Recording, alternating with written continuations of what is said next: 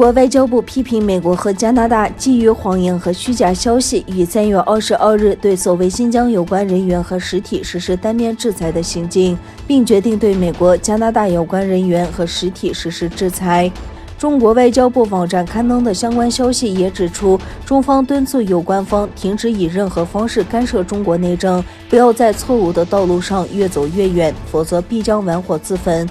美国国务卿布林肯昨天谴责中国企图恐吓为人权发声人士，谴责中国毫无根据地针对美国人员实施制裁。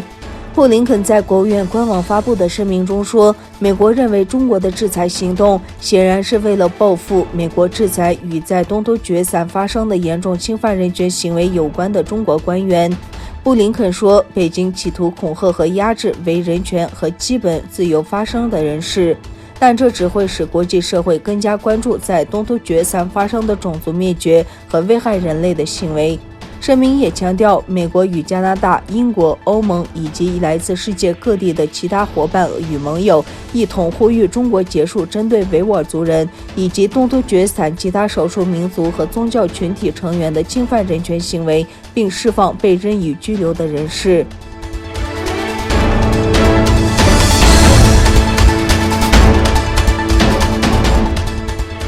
瑞典服装品牌 H&M 发表声明，拒用东突厥散棉花后，在中国立刻引起抵制浪潮。继中国电商平台东兴下架该品牌所有商品后，淘宝、拼多多等也紧跟其后下架了所有商品。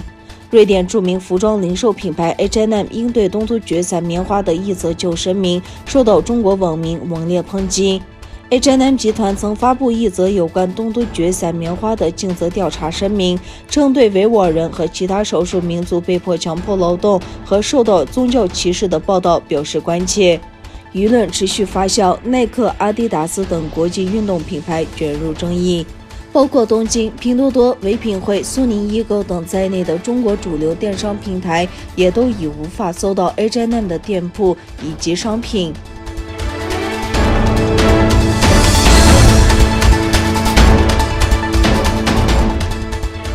英国首相约翰逊称，力挺因为批评维吾尔族穆斯林人权遭严重侵犯而遭到中国制裁的议员和公民。美国、欧盟、英国和加拿大周一因中国官员在东突厥散侵犯人权而对其实施制裁。中国政府也作出回应，对英国公民和组织采取了更广泛的惩罚性措施。英国首相约翰逊3月27日会见了受中国外交部宣布制裁的英国议会议员代表。约翰逊通过推特表示，我坚决支持他们和其他被中国制裁的英国公民。约翰逊在推特上介绍称，今天上午我与一些一直在揭露严重侵犯维吾尔穆斯林人权的人士进行了交谈。他重申，我坚决支持他们和其他被中国制裁的英国公民。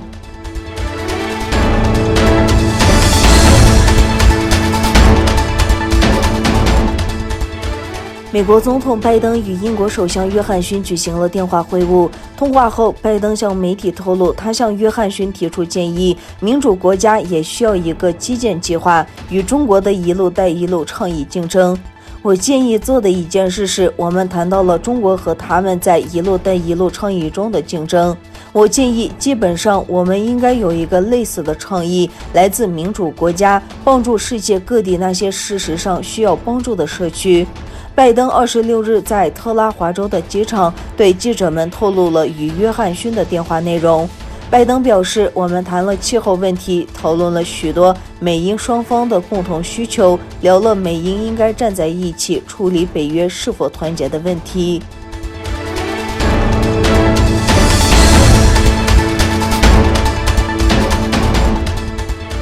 中国国务委员兼外长王毅3月27日在德黑兰与伊朗外长扎里夫共同签署了中伊全面合作计划。伊朗国家媒体援引王毅对扎里夫的话说，两国关系现在已经达到战略伙伴关系的水平，中国寻求全面改善与伊朗的关系。据报道，该协议的最终细节尚未公布，预计包括中国对伊朗能源和基础设施等关键领域进行投资。